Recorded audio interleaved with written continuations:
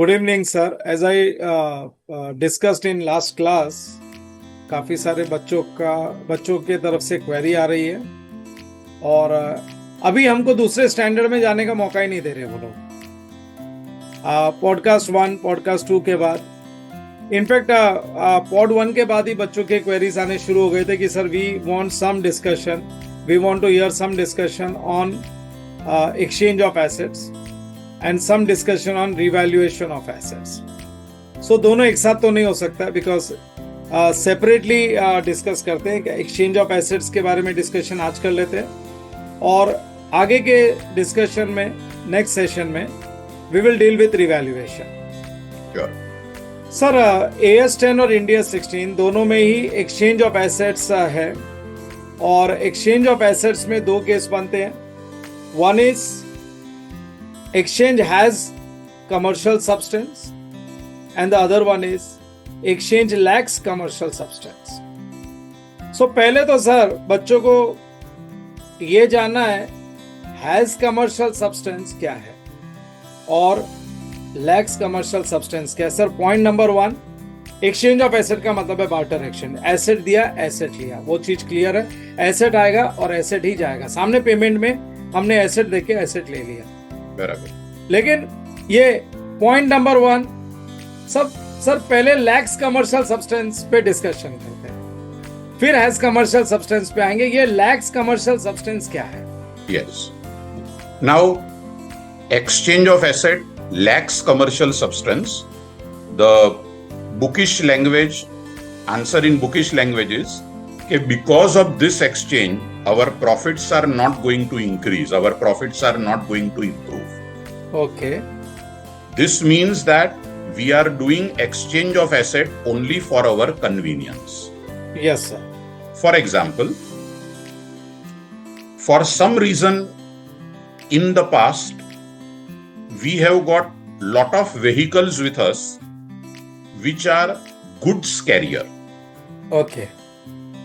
But we need some of the vehicles for traveling and conveyance of human beings also, for our officials and managerial people also. Okay. तो the number of vehicles we need, but इतने सारे हमको goods carrier नहीं चाहिए। न जाने क्यों बहुत सारे गुड्स कैरियर वाले व्हीकल मेरे पास बहुत एक्यूमुलेट हो गए। अच्छा।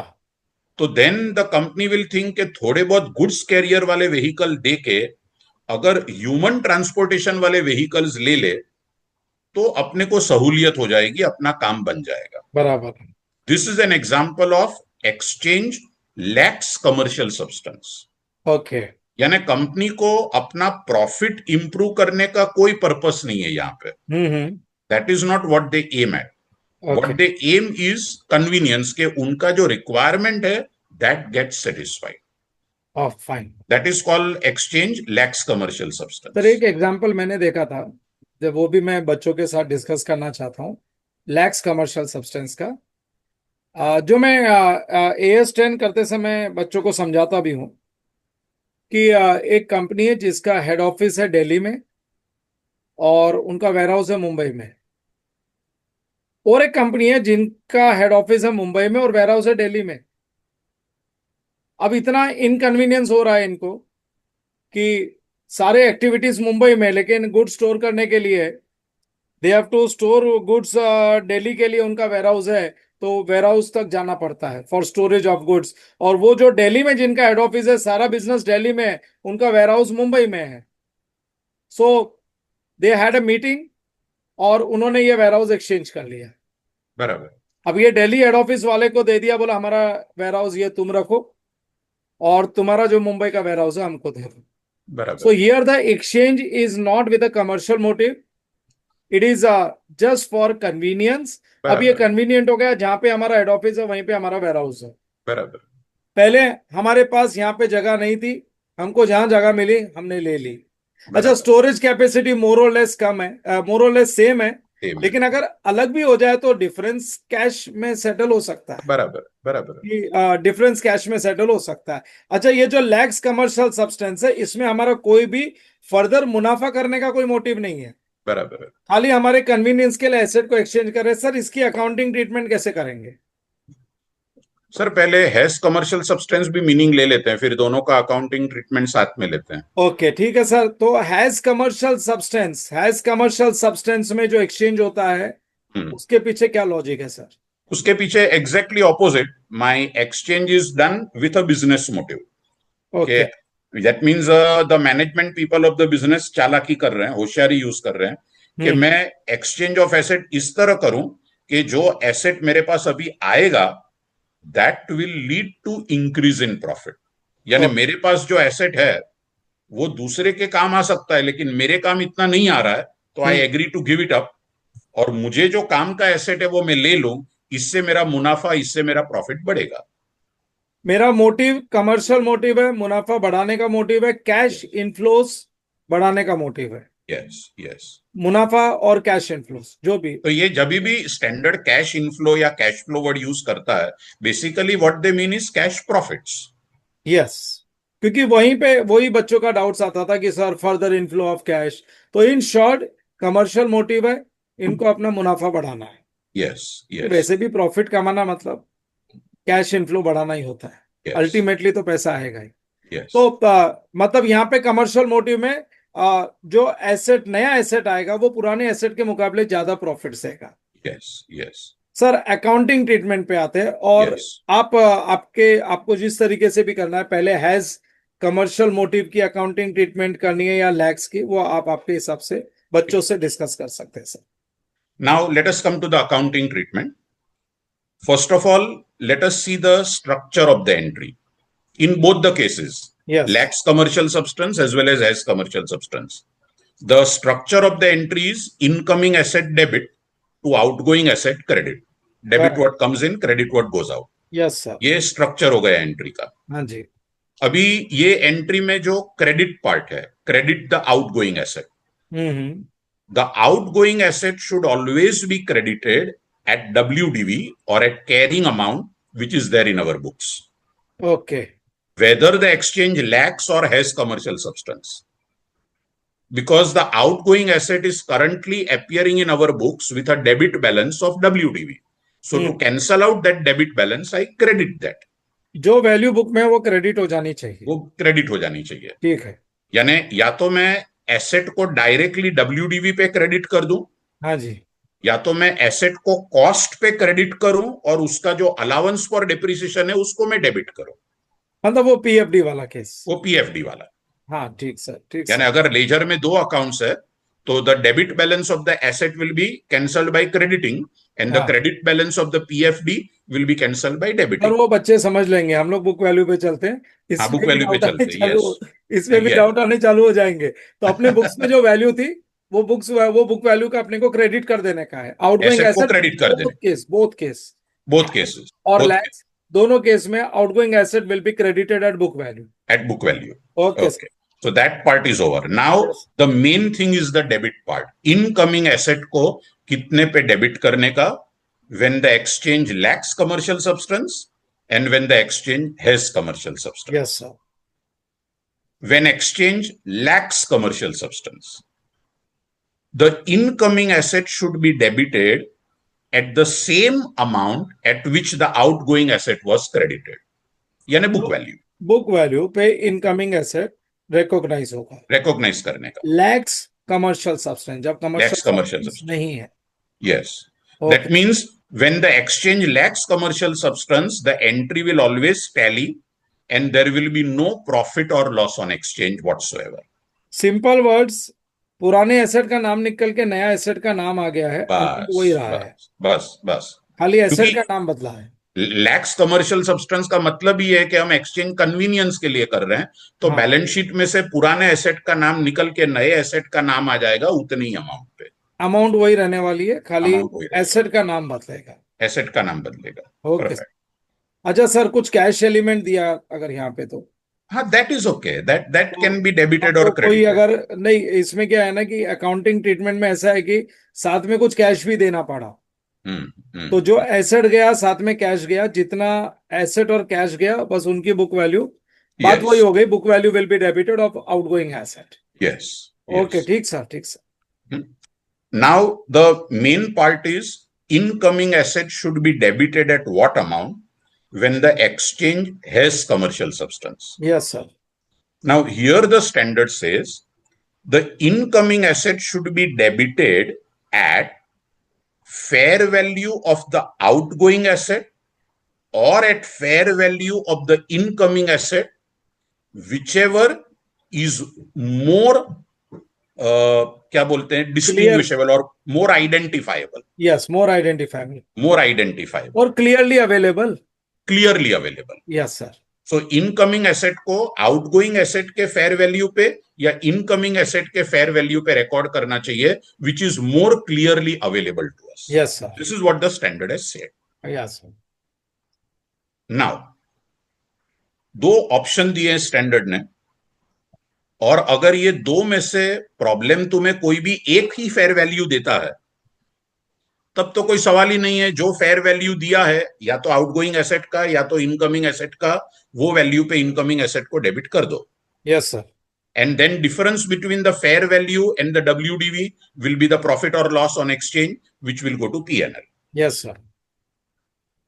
Now the beauty of the discussion starts here कि अगर हमारे पास आउटगोइंग एसेट और इनकमिंग एसेट दोनों के फेयर वैल्यू अवेलेबल है, तो इनकमिंग एसेट को कौन से फेयर वैल्यू पे रिकॉर्ड करना चाहिए? सर डाउट यही है बच्चों का. बच्चों का डाउट यही है. Here, I feel that the incoming asset should be debited with the fair value of the outgoing asset as a first priority. Outgoing asset को अगर मैं बेचूं, सपोज आउटगोइंग एसेट की बुक्स में वैल्यू है 10 lakhs और फेयर वैल्यू है 12 lakhs. 12 lakh.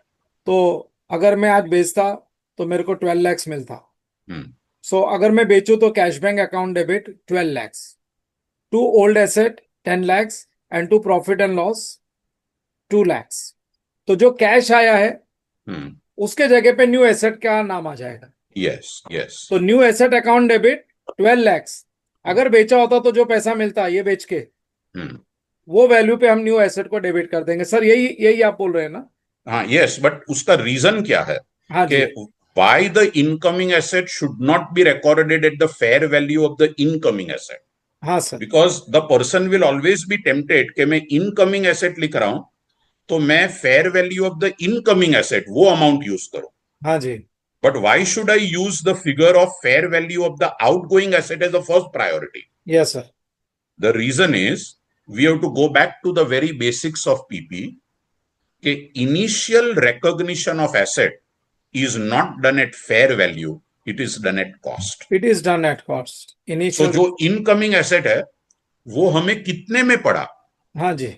Outgoing asset के फेयर वैल्यू जितना कॉस्ट अपने को लगा. सर ये पंच लाइन है बच्चों, याद रखना.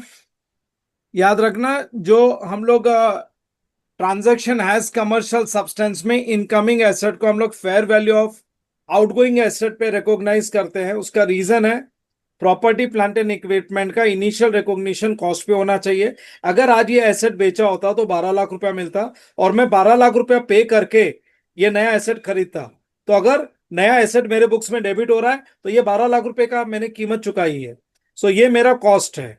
ये मेरा कॉस्ट है. ये मेरा कॉस्ट है. मतलब इसको इसी तरीके से मान के चलो, पुराना एसेट बेच दिया, 12 लाख रुपया कैश आ गया और ये कैश से हमने नया एसेट खरीदा. So, बाद में अगर चाहिए तो नए एसेट को फेयर वैल्यू करना है तो subsequent measurement can be done at revaluation. या सब्सिक्वेंट मेजरमेंट तो property plant and equipment allow करता ही है. सर यही एक कैच था कि आउटगोइंग एसेट को हम इनकमिंग एसेट के आउटगोइंग एसेट के फेयर वैल्यू पे हम लोग इनकमिंग एसेट को रिकॉग्नाइज करते हैं. हम लोग को दोनों फेयर वैल्यू दी रहती है तो हम इनकमिंग एसेट के फेयर वैल्यू को इग्नोर करते हैं. इग्नोर करते हैं because initial recognition should be at cost. क्योंकि सर ट्रेडर के बीच में जब हम खरीदने जाते हैं, एक्सचेंज ऑफ एसेट होता है तो डिस्कशन तो होता ही है ना भाई, ये एसेट ले लो और ये तुम्हारा एसेट मैं लेने वाला हूँ. भाई पैसे वैसे का कोई लेन देन नहीं. अगर पैसे वैसे का लेन देन है तो वो एडजस्ट कर सकते हैं. बराबर है. अगर पैसे का लेन देन है तो वो एडजस्ट हो सकता है. That is only for the difference. Yes, only for But the main thing is कि वो incoming asset initial recognition cost पे होना चाहिए. कॉस्ट पे होना चाहिए. अगर थोड़ा वो पैसा ज्यादा मांगता है तो ठीक है ना, 12 लाख के ऊपर भी कैश दे रहे हैं. कभी कभी बराबर. ट्रांजेक्शंस में ऐसा Yes. होता है, कैश इज ऑल्सो पेड, कि Yes. 2 lakhs cash is paid. तो इसका मतलब है पुराना एसेट बेच के 12 लाख रुपया मिला और 2 लाख रुपए और मांग रहा है, बोला ऊपर का डिफरेंस दे. तो वो केस में हम लोग ट्रांजेक्शन को इस तरीके से रिकॉर्ड करते हैं. Incoming asset 12 + 2 14 lakhs. Yes. To outgoing asset उसकी book value 10 lakhs. To profit on exchange 2 lakhs and to cash. Yes. To cash. Yes. So that way it is. Sir ये मेरे को ये चीज समझ में आती है कि हैज कमर्शियल सब्सटेंस में इनकम बढ़ने वाली है, इसीलिए प्रॉफिट और लॉस हम रिकॉग्नाइज कर रहे हैं, Yes. ताकि फ्यूचर में जो भी इनकम और एक्सपेंसेस बढ़ेगी उसके सामने सर ये प्रॉफिट्स का. नहीं, यानी अगर मेरे एसेट के एक्सचेंज हैज कमर्शियल सब्सटेंस तो हाँ. Incoming asset should be recorded at its true value and not just at WDV of the outgoing asset. Okay, ठीक है, fine sir. That is So it. this has given a complete clarity on exchange of asset also. Hmm. And sir, next session में revaluation of assets हम deal करेंगे. और revaluation of asset पे pod 1 के तरह काफी लंबा डिस्कशन होगा. Yes. बच्चों के डाउट्स की लिस्ट लंबी है रिवैल्यूएशन से related, and all professionals and students. अगला सेशन जो होगा लगभग 30 मिनट्स प्लस हो सकता है. Yes. 30 या 45 मिनट्स तक का डिस्कशन हो सकता है, but that will give you complete clarity on revaluation, and that will be the last discussion on India 16 and Yes. AS10. उसके Yes. बाद में किसी और अकाउंटिंग स्टैंडर्ड पे डिस्कशन करेंगे. Sure. Thank you very much sir Welcome. for Thank you. the clarity which you have given us, and Thank all students just see this. और जहां पे आपको नोटिंग करनी है आप नोटिंग कर सकते हो, और आपके कोई भी रिलेटेड डाउट्स आप सेंड कर दीजिए. अगर डाउट्स ऐसा है कि जिसपे डिस्कशन करना पड़े तो हम लोग नेक्स्ट सेशन में डिस्कस कर लेंगे. उस पर छोटा सा पॉइंट आपका नाम लेके डिस्कशन करेंगे. और अगर छोटा मोटा ही डाउट्स है तो वो आपको कमेंट बॉक्स में ही आपका डाउट्स का रिप्लाई मिल जाएगा. Thank you very much sir. Sir, हाँ जी सर. ये जो एसेट का इनिशियल रिकॉग्निशन एट कॉस्ट है, हाँ सर. उसके ऊपर let me remind the students that there is one beautiful small question which I had read in some of the study material, that suppose we have an old PP which is destroyed by fire Yes sir. and it is insured, and it is insured in such a policy that that policy contains a clause new for old. यानी जब मेरा पुराना asset जल जाएगा तो my compensation will be not only just the WDV of the old asset, Yes sir. but it will be at replacement cost of the new asset. Yes sir. Normally when our vehicle meets with an accident, तो insurance company does not give us the full claim, saying के तुम्हारे जो पुराने spare part के बदले में नए spare part replace किए, वो नए स्पेयर पार्ट्स तो ब्रांड न्यू है, और बराबर. तुम्हारे पुराने स्पेयर पार्ट जो एक्सीडेंट में खलास हो गए वो तो पुराने थे. तो जो WDV of the old spare parts है अपने को उतना ही कॉम्पेंसेशन मिलता है. Correct sir. And right now we are spending the money for buying the new spare part to be fitted in our vehicle. Right sir. So normally the insurance policy compensates us only for the loss at WDV of the lost asset. Correct sir. But अगर मैंने ऐसा policy लिया है new for old, where insurance company is agreeing to give us replacement cost as a claim, Okay. brand new asset का cost जितना मेरे को claim मिलेगा, then the solution to that question is कि पुराना asset जो जल गया उसका एंट्री लिखो loss by fire to PP at WDV. Means that is removed. That is removed. Removed. And दूसरा एंट्री लिखो asset account debit to PNL. with the replacement cost. with the replacement. That Correct. means again here entry जो है asset to P&L, तो ऐसा दिख रहा है कि I am revaluing the asset, but I am recording asset at cost. Asset at cost. Correct. And why I am and how come it is recorded at cost? I must have paid a higher premium to have a policy of new for old. That higher premium is a cost I have paid to get this new asset. Correct, sir. Correct, sir. This was a wonderful discussion towards the end. And तो ये that means यहां तक इसका implication है कि कभी कभी हम लोग ये पॉइंट को बहुत टेकन फॉर ग्रांटेड लेते हैं कि initial recognition is at cost. ये सेंटेंस को बहुत ध्यान से समझना चाहिए. so this was wonderful discussion. और ये cost initial recognition at cost का बेहतरीन एग्जांपल है. और ये सीए फाउंडेशन में भी ये वाला पार्ट है. सीए फाउंडेशन में डेप्रिसिएशन में है ये. बट इवन इंस्टीट्यूट भी इस पे इस तरीके से ट्रीटमेंट नहीं करता है. वो जो इंश्योरेंस कंपनी से पैसा आता है उसको सेल का कलेक्शन मान लेता है, बुक वैल्यू को क्रेडिट करके डिफरेंस को प्रॉफिट लॉस ले लेता है. But it should be done this way कि ओल्ड एसेट लॉस बुक और Yes. New asset to PL. Yeah. That is recognition. Okay sir, thank you very much. Thank you. And will sir end up our session here? Yes.